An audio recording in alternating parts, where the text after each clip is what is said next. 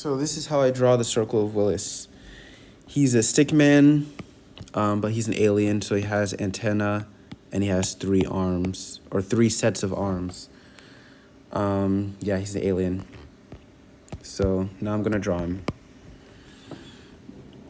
First I draw his head, and I give him 2 antennae, and I connect them. He has a little line connecting his antenna. Then I give him his body, his legs. Then I start going in 3s. So I give him his 3 arms. 1, 2, 3. And you'll notice that the top 2 arms are very close to each other, while the third one is far down. And that's an important relationship. These 2 are very close together. And I'll say why later. Then I go 1, 2, 3 for the 2 little sticks coming off his legs, and for his weenie, as Bryce referred to it.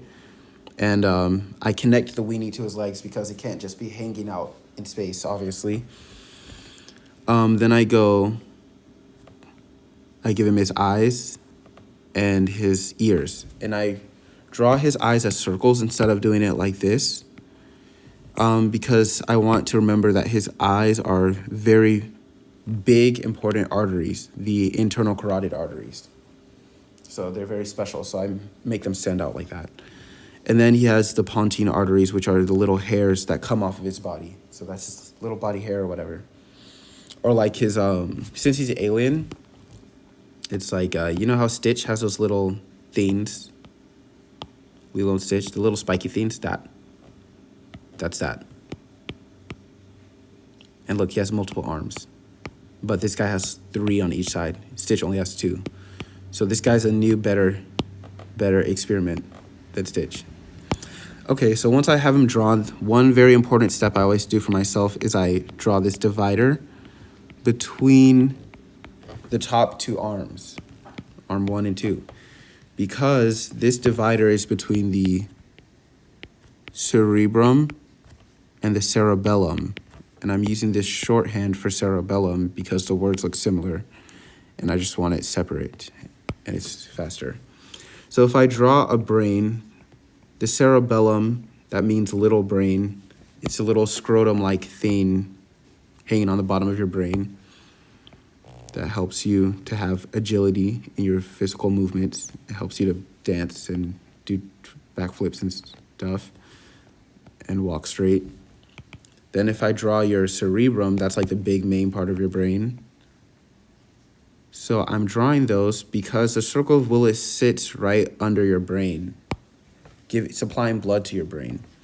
So this line is here under the top arm, right? And that line is between the cerebrum and the cerebellum. So if I draw the alien here, this is where his body would go, or where his body does go, on your brain.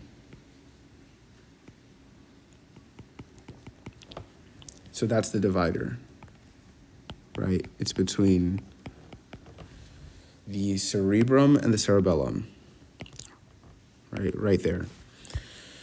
So the reason that's important is because these arms and the leg sticks under the line, right, they're on the cerebellum, so they're going to be the cerebellar arteries, 1, 2, 3. And then above it, you have cerebellar arteries, 1, 2, 3. I mean, sorry, not cerebellar. You have cerebral, and above it, you have cerebral arteries, 1, 2, 3, right? 1, 2, 3. So first I'm going to label the things that are not those, since those require more like thinking to them. So first, I'm going to label his little weenie that comes from, it goes straight down your spine. So we call it the spinous artery, right? Because it's coming up your spine to get to your brain, to get to this place. So that little thing does that. Because if you have a weenie as a person in real life, then your weenie hangs out in the front. So we call it the anterior spinous artery. That was something Bryce came up with, and I like that 'cause it's very memorable. So there you go. the legs of the stickman are the vertebral arteries. Now, if we draw our subclavian artery, right, got our heart, our aorta, subclavian coming off either side. We know that we have our carotid artery, goes internal, external, and then we have our vertebral artery, right? Coming off either side. And the internal carotid is actually the eyes of the stickman. And the vertebral artery right here is the same vertebral artery that we're seeing here. So you can see how these arteries that come up from your neck or come up your neck and everything, they come up into your brain to start contributing to the Circle of Willis. So that just helps us connect it all together and make sure we have everything connected. So yeah, those are his legs and everything. All of these stick things are going to be cerebellar arteries. And I'll get into the specific names after. These are the pontine arteries, the hairs in his body. So his pons would be like right here sitting on his cerebellum. And so the pontine arteries, those little 1, 2, 3, supply the pons. The internal carotid is here. Again, that's a very big, juicy, important artery, right? Because in your neck, you have the common carotid. That's the big, most important artery of the neck.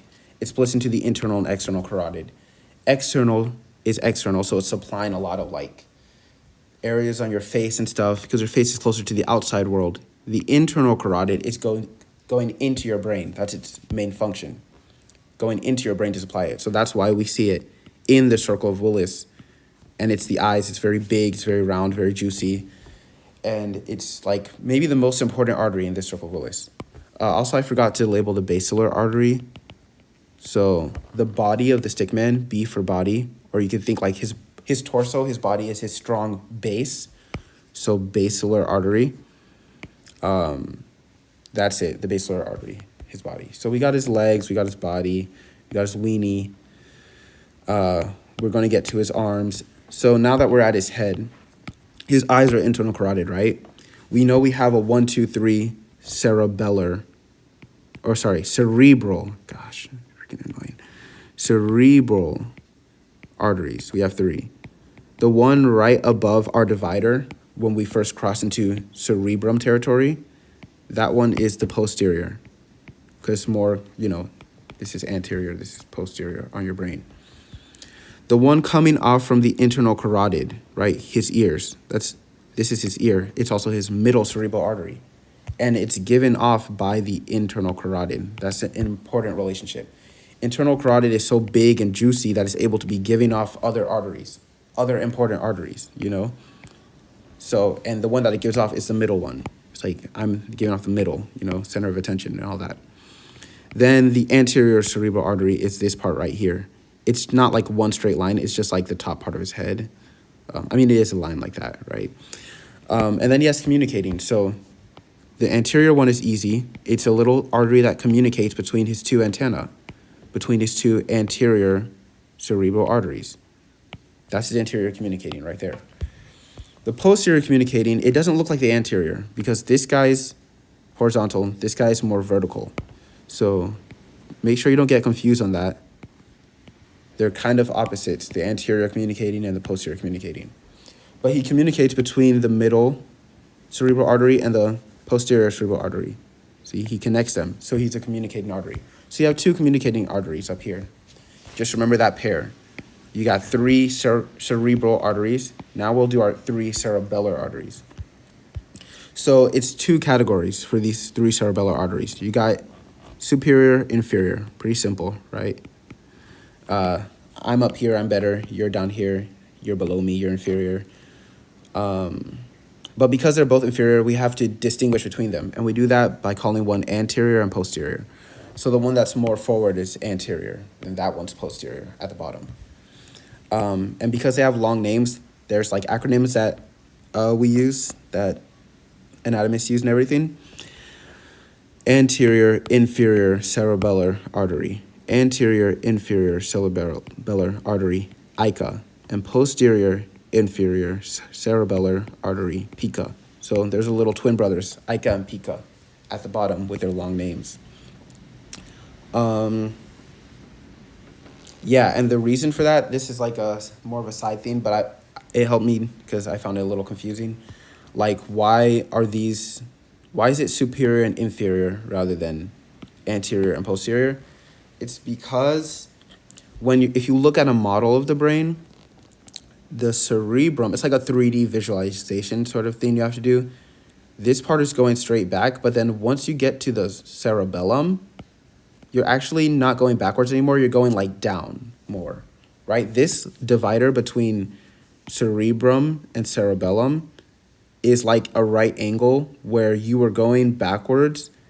You're moving posteriorly, but then once you hit here, now you're moving inferiorly, you know? So it's like, it's kind of like this guy is very superior to these guys because this spot is superior to this spot and that spot. Yeah. But honestly, when I'm drawing it, the way I remember it is just do like superior. Treat him like he's superior, you know? Oh, I'm superior to you, you know? I'm special, so I just do that. And I think that's it. Okay, there's a clinical correlation. I said that it was important that these two top arms be close to each other when you draw them, and that's because cranial nerve 3 actually sits between them. It comes up between them. Cranial nerve 3, the oculomotor nerve, the nerve that does the movement of your eyes. That nerve is there. So if any of these are two arteries, if they get if there's an aneurysm or they swell or anything like that, they can compress that nerve, and that causes problems with trying to move your eyes. So it's like this alien man, he has his own eyes, but if he gets out of control, he can start poking out your eyes. He just makes it hard for you to move your eyes because they get squeezed between his top two arms. So that's the clinical correlation. That's like the one really important one I think that's like the only one we talk about for the Circle of Willis. So yeah, I think that's pretty much the end of the video. That's him. There he goes. Little Stickman. He got multiple arms. Alien man, right? He's red because he's supplying blood.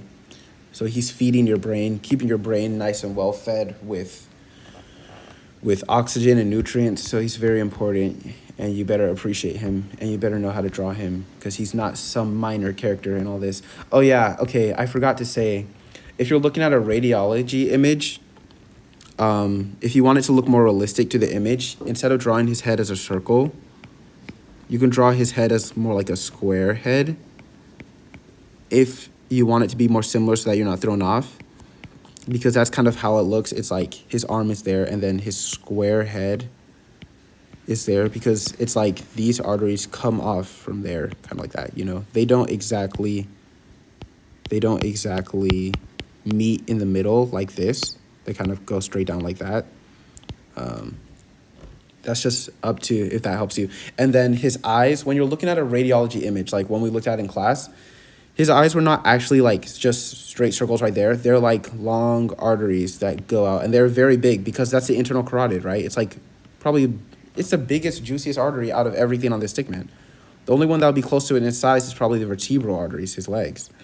So when you saw it on the image, it was very huge and it was streaming out, and that kind of threw me off because I'm used to drawing it like just there. So that's something to keep in mind so you don't confuse yourself. So yeah, Circle of Willis,